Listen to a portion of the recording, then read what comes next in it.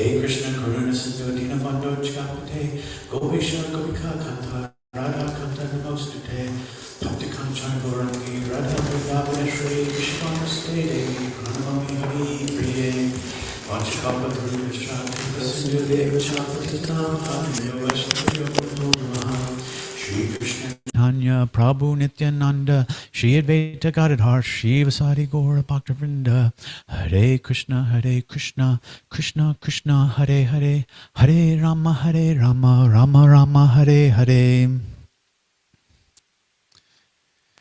Oops, Jai, Hare Krishna. Today we're looking at chapter 2, texts 13 through 23 in Bhagavad Gita as it is. Together. Dehinosmen yata dehe komaram yovanam jara tata dehantara praptir dhiras tatra namuhyati. Translation. As the embodied soul continually passes in this body from boyhood to youth to old age, the soul similarly passes into another body at death. The self-realized soul is not bewildered by such a change. Text 14. Matra sparshas tu kanteya shitoshna sukha dukada agama payino nityas tams titikshasva bharata.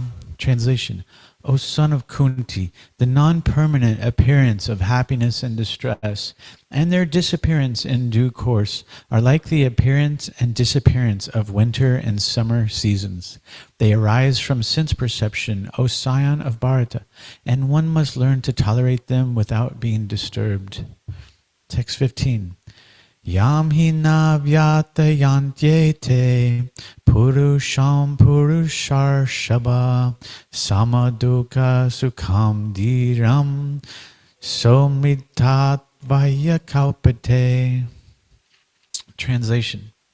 O best among men, Arjuna, the person who is not disturbed by happiness and distress and is steady in both is certainly eligible for liberation. Text 16.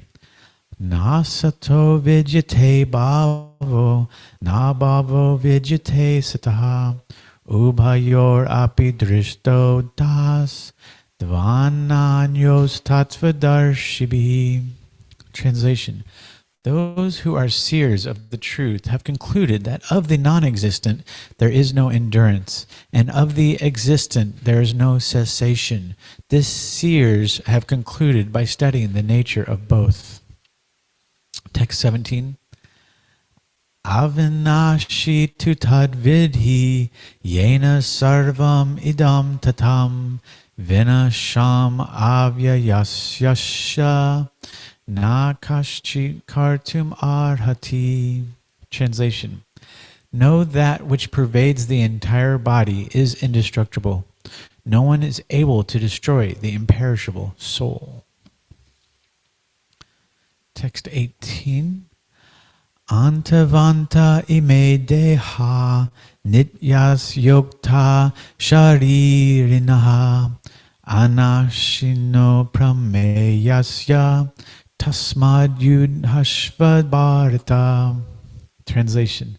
Only the material body of the indestructible, immeasurable, and eternal living entity is subject to destruction. Therefore, fight, O descendant of Bharata. Text 19. Ya enam veti hantaram yashchainam manyate hatam ubhautau na vijanito nayam hanti nahanyate. Translation. He who thinks that the living entity is the slayer or that he is slain does not understand. One who is in knowledge knows that the self slays not nor is slain. Text 20. Na jayate mriyate vakadachin nayam bhutva bhavita vanabuya. Ajo nitya shashvato yam purano nahanyate hanyamane sharire. Translation. For the soul there is never birth nor death, nor, having once been, does he ever cease to be. He is unborn, eternal, ever existing, undying, and primeval. He is not slain when the body is slain. Text 21. Veda vinashinam nityam ya enam ejam avyayam katam sa purusha partha kam gata yati hantikam. Translation. O Partha, how can a person who knows that the soul is indestructible, unborn, eternal, and immutable kill anyone or cause anyone to kill? Text 22. Vasamsi jirnani yata vihaya navani grinati naroparani tata sharirani vihaya jirnanya anyani samyati navani dehi. Translation. As a person puts on new garments, giving up old ones, similarly, the soul accepts new material bodies, giving up the old and useless ones. Text 23, final text of the evening. Nainam chindanti shastrani, nainam dahati pavakaha, na chainam kledayan japo, na shoshati marutaha.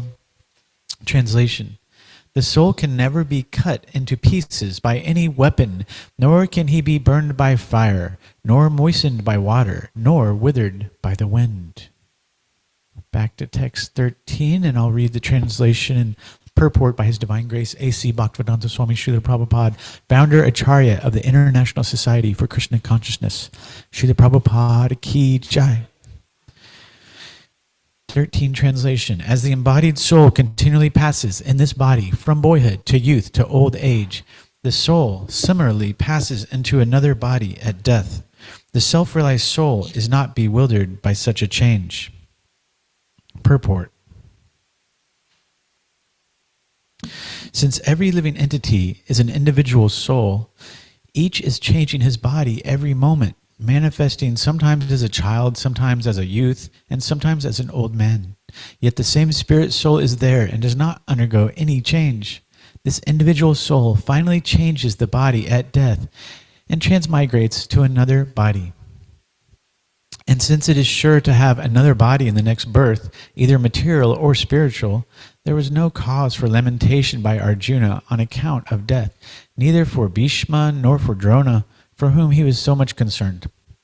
Rather, he should rejoice for their changing bodies from old to new ones, thereby rejuvenating their energy. Such changes of body account for varieties of enjoyment or suffering according to one's work in life. So Bhishma and Drona, being noble souls, were surely going to have either spiritual bodies in the next life, or at least life in heavenly bodies for superior enjoyment of material existence. So, in either case, there was no cause of lamentation. Any man who has perfect knowledge of the constitution of the individual soul, the supersoul, and nature, both material and spiritual, is called a dhira, or a most sober man. Such a man is never deluded by the change of bodies. The Mayavadi theory of oneness of the spirit soul cannot be entertained on the ground that spirit soul cannot be cut into pieces as a fragmental portion. Such cutting into different individual souls would make the Supreme cleavable or changeable against the principle of the Supreme Soul being unchangeable. As confirmed in the Gita, the fragmental portions of the Supreme exist eternally, sanatana, and are called kshara, that is, they have a tendency to fall down into material nature. These fragmental portions are eternally so. And even after liberation, the individual soul remains the same, fragmental, but once liberated, he lives an eternal life in bliss and knowledge with the personality of Godhead. The theory of reflection can be applied to the supersoul who is present in each and every individual body and is known as the Paramatma, who is different from the individual living entity. When the sky is reflected in water, the reflections represent both the sun and the moon and the stars also. The stars can be compared to the living entities, and the sun or the moon to the Supreme Lord. The individual fragmental spirit soul is represented by Arjuna, and the Supreme Soul is the personality of Godhead Sri Krishna. They are not on the same level, as it will be apparent in the beginning of the 4th chapter. If Arjuna is on the same level with Krishna, and Krishna is not superior to Arjuna, then their relationship of instructor and instructed becomes meaningless. If both of them are deluded by the illusory energy, Maya, then there is no need of one being the instructor and the other the instructed. Such instruction would be useless, because in the clutches of Maya, no one can be an authoritative instructor. Under the circumstances, it is admitted that Lord Krishna is the Supreme Lord, superior in position to the living entity, Arjuna, who is a forgotten soul deluded by Maya. Guru Dev, would you like to say a few words on this verse, or these verses?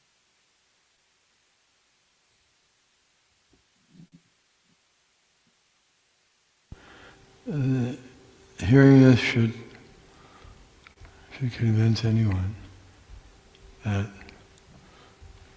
the science of transmigration of the soul takes place for every living entity, whether they be humans or outside human, non-humans, or demigods.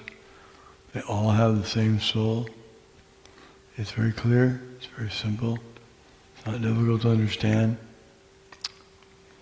But as Krishna says elsewhere in the Gita, some look on the soul as amazing, some describe him as amazing, some hear of him as amazing, and others, even after hearing so much, they cannot understand at all. So it's amazing, but some people can't understand this. It's very simple. And at least we should try to understand it. And it makes perfect sense. It answers the question. Question often comes up, what's the proof of reincarnation? Proof is that we are going through different bodies every second. This body is changing. You cannot say it's the same position. It doesn't weigh the same. The molecules are in different places. If that weren't the case, then why would time-lapse photography be of any value? Why would it make a difference? What happens is, it makes, the changes are going on, but they're so incremental, so small, that it's difficult for us to perceive them at this moment.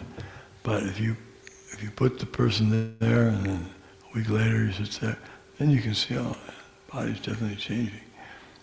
So the bodies change every moment. But something is remaining the same. What is that something that's remaining the same? They say that it can't be anything material, and all there is matter. So it can't be anything. It's a mystery. But the reality is, the thing that doesn't change is the thing that we never saw, and that's the soul. We can't see the soul because the soul is Keshagra Shatabhagasya Shatadal Kalpitasya. 1/10,000th the size of the tip of a hair. Very small. Too small for us to see with our present eyes. Now some people, I don't believe it, I can't see it, But there's so many things we believe that we don't see. We believe in sound, we believe in pills. They can act without me seeing them act. Believe in feelings, believe in anxiety. I don't see it, but I can feel it. So many things we have experience of, but not necessarily through the eyes, or through the nose, or one of the gross senses. And even more subtle is the soul. The elements are gross matter, and higher than the elements are the senses. Higher than the senses are the mind, higher than the mind is the intelligence, higher than the intelligence is the ego, and higher than the ego is the soul. He's the most subtle.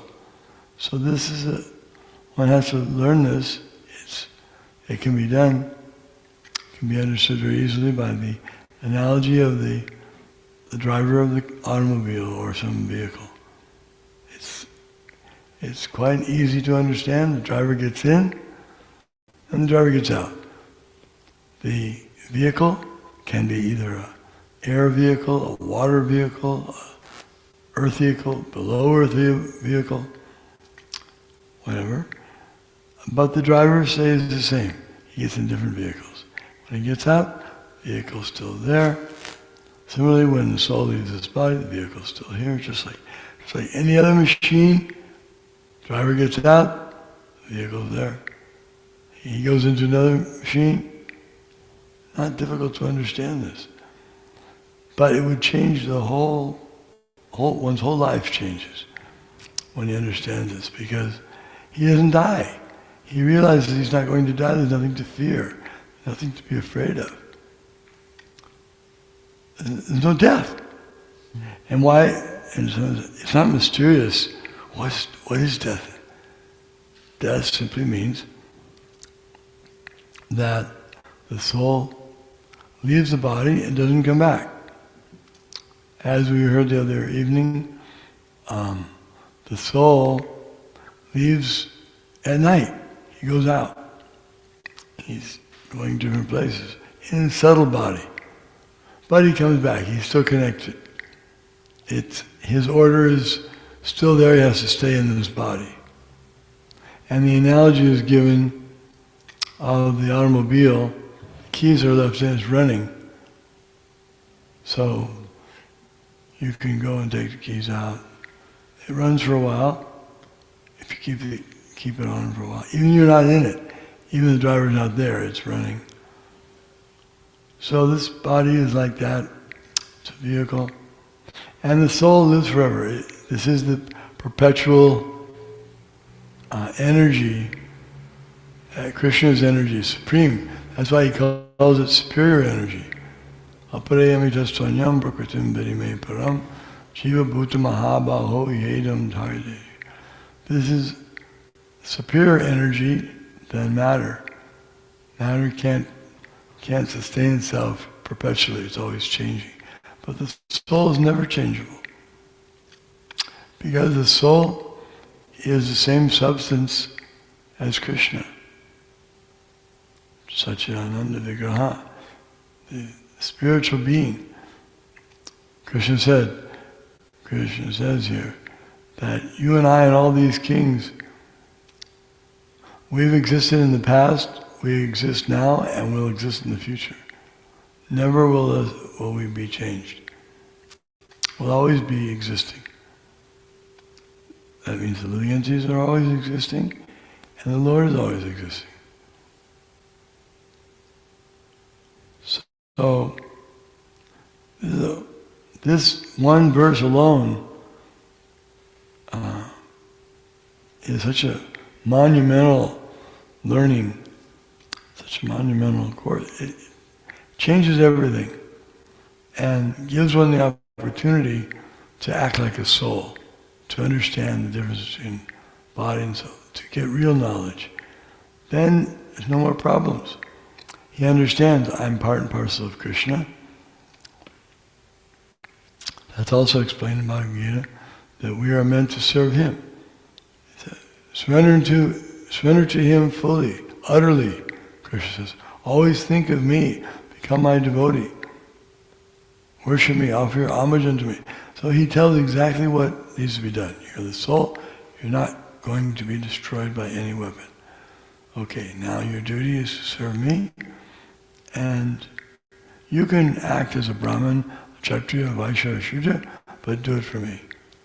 And then your life is perfect.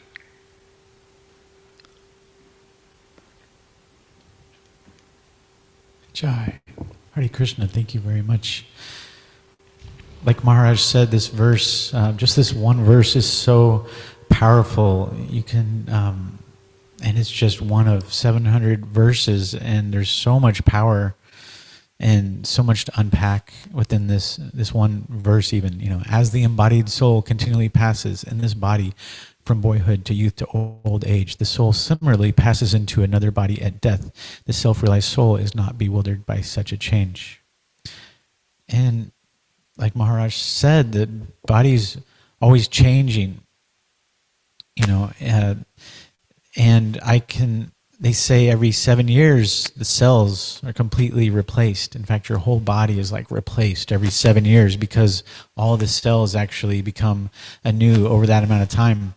And I have a personal story I feel like kind of proves this, at least to myself it does. I like 5 to 7 years ago, I was folding up one of those like a furnace filter, those little cardboard furnace filters, and there's some hidden, maybe sharp points in some of those. So I didn't know that. So I was trying to fold it up and get it in the trash bag. Shi Gornatai, Shishi Gornatai Ki Jai. I was trying to fold up this furnace filter, and it poked me real bad on this finger, and I have to grow out this nail for classical guitar. Anyway, so for 5 to 7 years, it was only growing in halfway. And I thought I just was never going to get this nail back, because like half of it the right side would grow, but the left side was just like kind of a nub. And now that it's been 5 to 7 years, guess what happened just a couple months ago? It's growing as it was. So in my mind, that's a proof of the 5 to 7 years, all the cells being replaced, because it was so damaged that it didn't grow for so long, but eventually it just became replaced very nicely. So things are either eternal or they're temporary. They're either material or they're spiritual. It has to be chit, it has to be eternal. The soul is chit. The soul is eternal. There's nothing material about it. And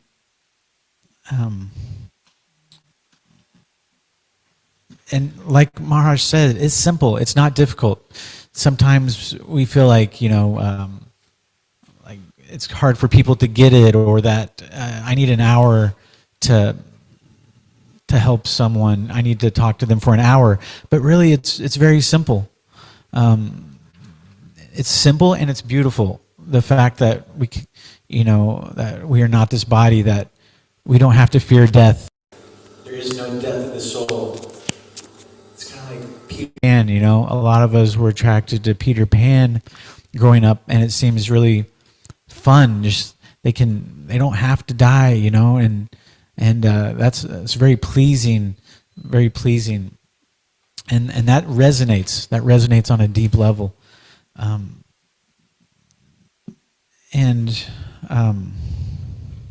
Difficult for like the moon in the sky, like the moon in the sky. I love what Maharaj said. He said, "The thing that doesn't change is the thing we never saw." That's a wonderful sentence.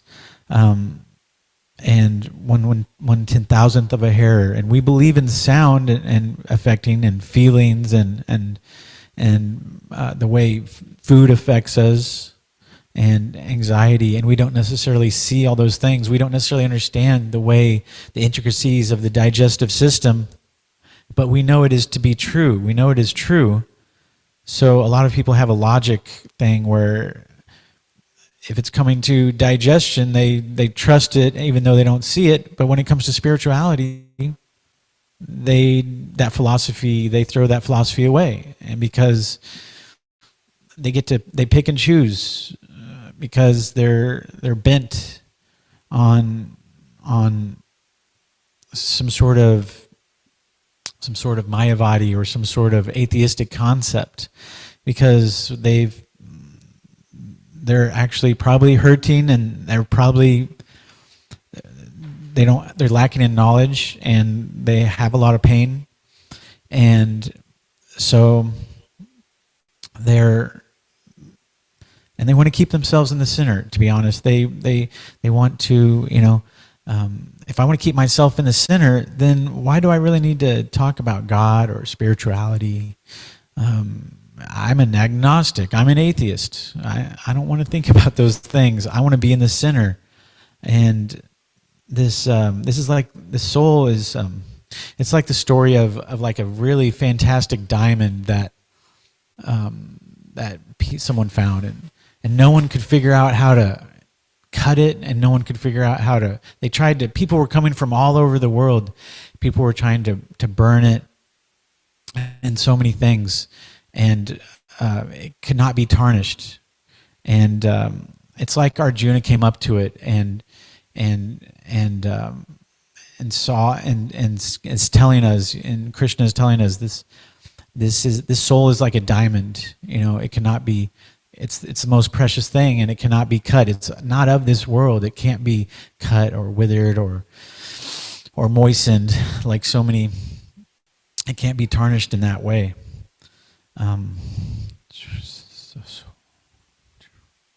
in the material world, the eyes are so hungry. We put such stress on what we see. People like to see things and maybe make a judgment, and we put a lot of value on our eyes in this culture. With Instagram, and it's mostly eyes, it's mostly seeing, and with the fancy TVs, they have 4K, 8K, and VR, and most of these things are interested in the high visual aspect. The audio is kind of second. They don't usually, like a lot of people, have spend so much on a TV, and then they just use the TV speakers because it's natural, because people put a lot of stress on visuals and not always on sound and other more subtle things. And every machine needs a soul to operate it.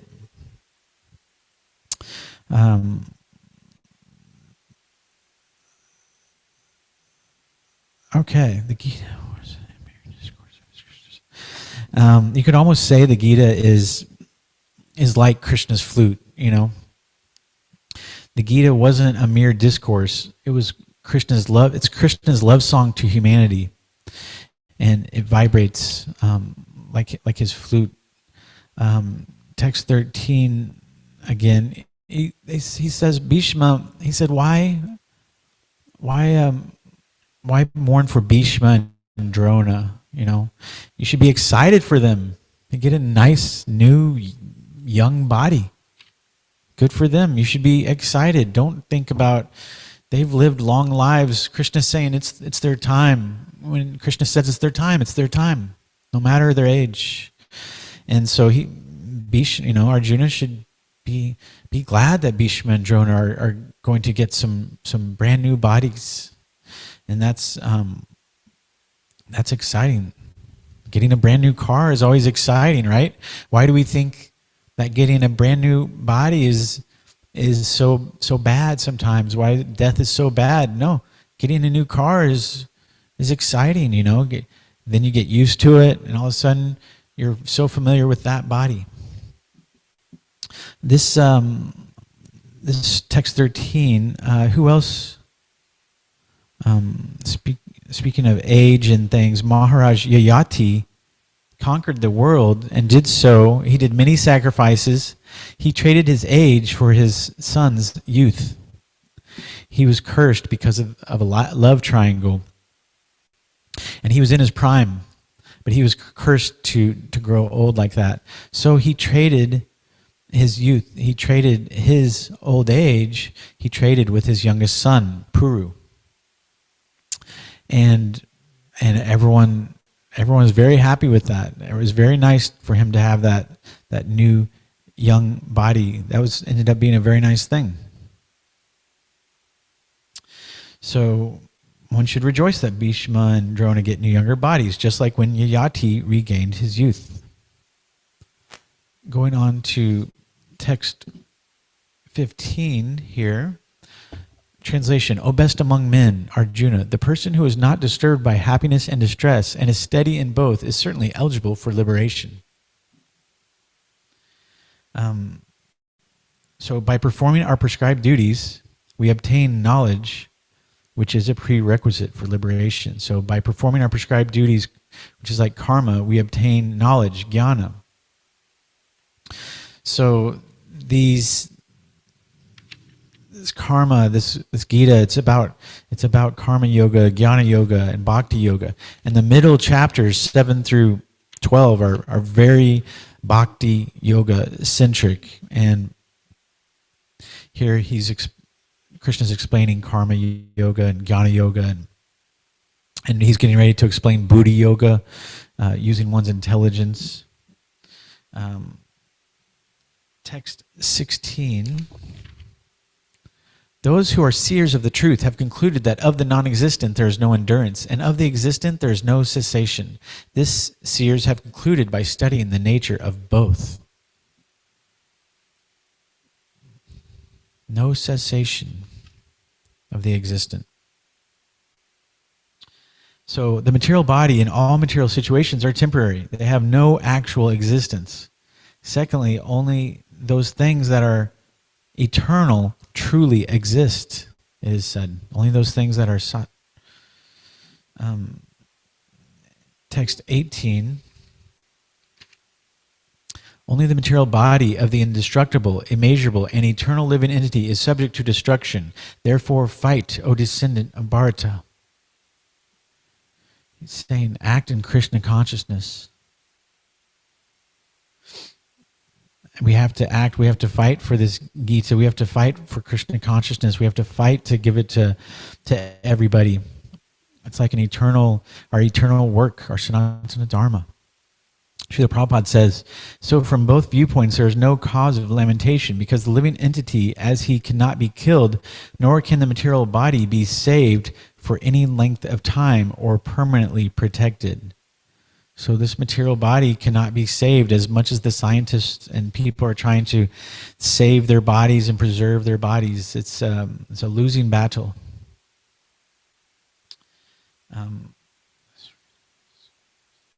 So even though Arjuna, when you look at text 23, the soul can never be cut into pieces by any weapon, nor can he be burned by fire, nor moistened by water, nor withered by the wind.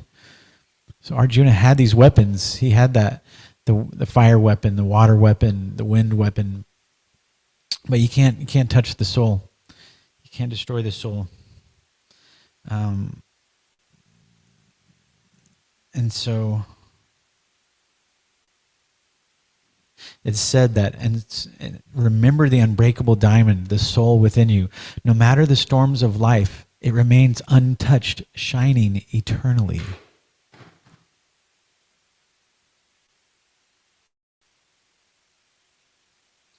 Now, maybe we could do just a couple quick Jeopardy questions that pertain to these verses. Most of them pertain to these verses. A couple may not. So just phrase the answer in the form of a question. And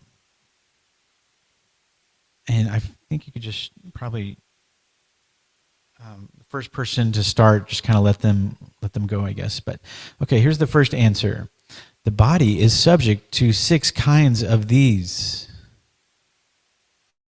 Yeah.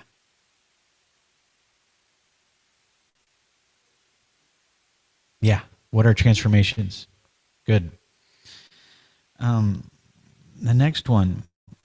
As sunlight maintains the entire, here's the answer. As sunlight maintains the entire universe, Srila Prabhupada says the blank of the soul maintains this material body. This is in one of the purports. Hare Krishna? Good job. Yes, what is light? Srila Prabhupada says the light of the soul maintains this material body. Here's the next answer. The 6 transformations of the body. The 6 transformations of the body. What's the question here? Remember these 6? Hare Krishna.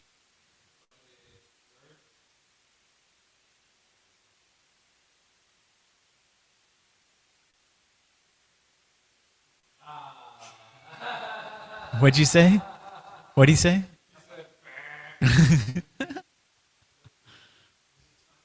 There's a time. Yeah. Okay.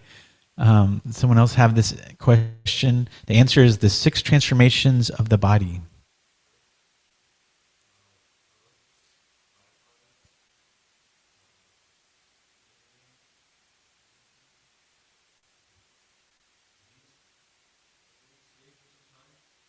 Oh, okay. I think we heard 5 of them. All right.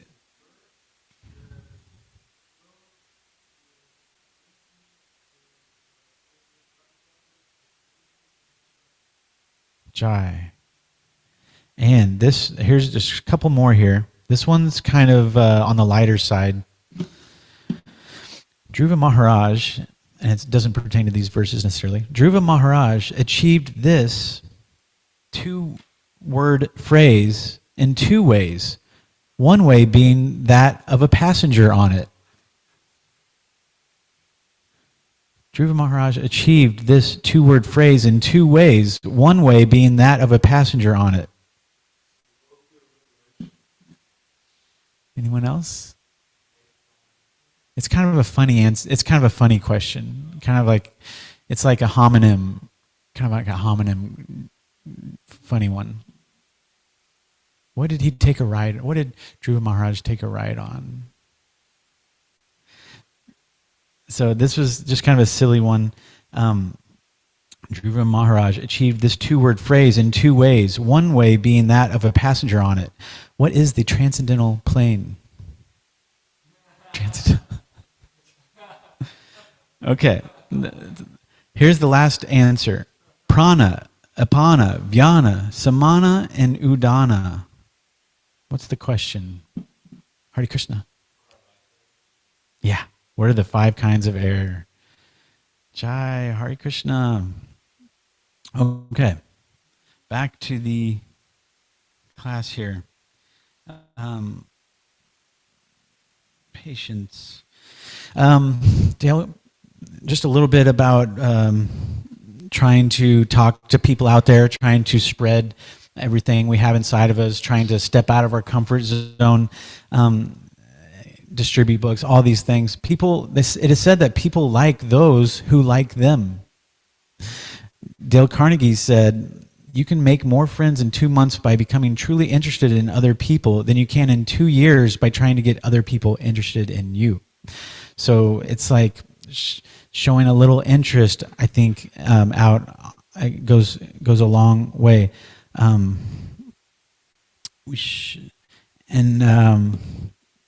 was just thinking a little bit this week about, sometimes we want to get closer to bliss mode, and sometimes we think it's just going to be like a light switch that gets turned on and all of a sudden we're going to be in bliss mode and happy. But maybe we should practice, being in bliss mode. It said fake it till you make it.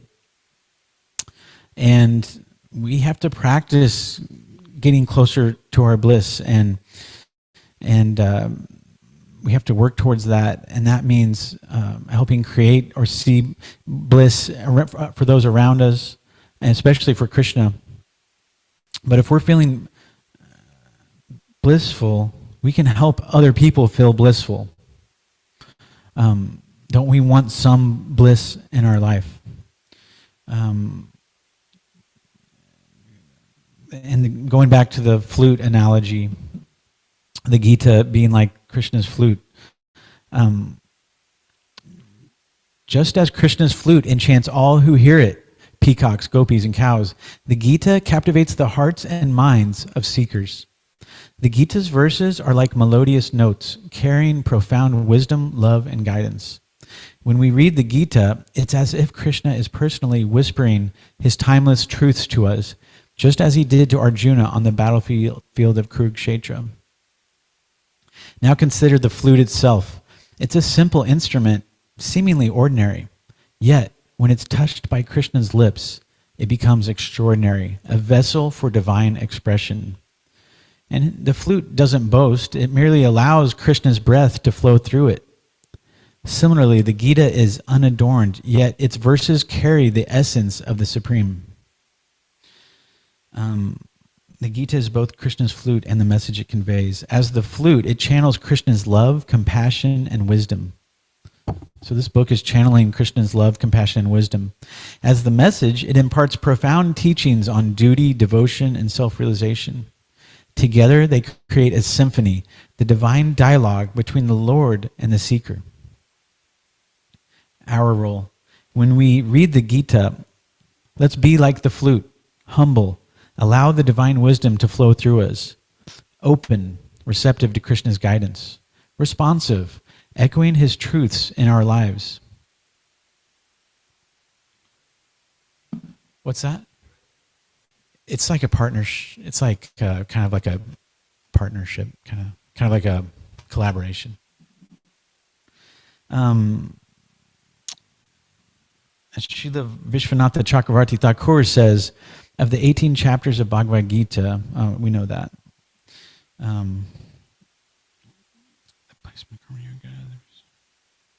This is from Vishwanatha Chakravarti Thakur. Further, the placement of karma yoga, so he says chapter 1 through 6 deal with detached work, nishkama karma yoga. Completely detached, not wanting any results for oneself. The second set of 6 chapters deals with devotional service, bhakti yoga. The final set of 6 chapters deals with knowledge, jnana yoga. There's a very confidential reason for this arrangement of bhakti yoga in the center of the Gita. Further, the placement of karma yoga and jnana yoga at the beginning and end is of life-giving importance to the central section, bhakti yoga. There's a verse from Chaitanya Charitamrita, Bhakti Mukha, that says, Bhakti yoga is kept protected in the central section of the Bhagavad Gita. Karma yoga and jnana yoga are practiced without bhakti, then if karma yoga and jnana yoga are practiced without bhakti, then they become futile. Thus, karma and jnana are accepted when mixed with bhakti. They're only accepted when mixed with bhakti like that. Here's a verse from Chaitanya Charitamrita, Madhya Lila 22:17. Krishna Bhakti Haya Abhideya Pradana Bhakti Mukha Nirikshaka Karma Yoga Jnana. Translation: devotional service to Krishna is the chief function of the living entity. There are different methods for the liberation of the conditioned soul: karma, jnana, yoga, and bhakti, but all the others are dependent on bhakti. So all these, karma yoga, jnana yoga, these are all dependent on bhakti. So those are just a few things here. Does anyone have something, quick comment or question they'd really like to say? Hare Krishna. Yes. Jagannath Prabhu. Here you go.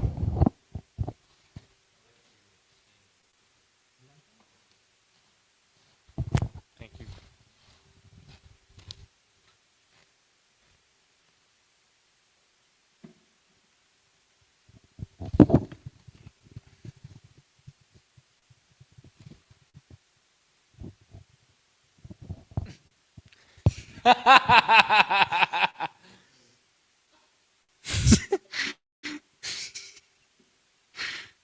Come on, man.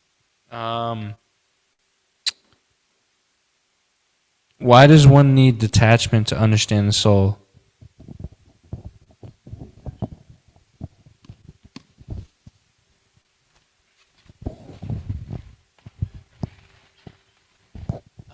I would say that one needs detachment of material things to understand the soul, because to understand something that is spiritual, you have to be detached from material things. We have to become attached to spiritual things and detached from material things to understand the soul. Because the soul is not material. It's not under these modes of nature like goodness, passion, and ignorance. And to understand that, we have to kind of transcend the modes of nature. And to understand something spiritual, we just have to become completely detached from things like good, bad, all sorts of upadis, like I'm I'm Russian, I'm all these upadhis and things like that. So detachment is, of course, the opposite of attachment. So we, as conditioned souls, we have a lot of attachments. We get so easily attached to something, a new routine or whatever it is. We get very attached so easily. So we have to be very careful and very aware of what we're attached to, and spiritualize. Everything we're attached to should be spiritualized and should be spiritual. And we should serve Lord Sri Krishna and Guru and Srila Prabhupada, and thank them by our pure service, by trying to become pure souls, and by taking their teachings so seriously. They've dedicated their lives to it, and so we have to try to pay them back by becoming pure and by serving Krishna with Nishkama Karma Yoga, completely unconcerned with the benefits. All right, there's just a few thoughts. Bhagavad Gita as it is, Ki Jai. Srila Prabhupada, Ki Jai.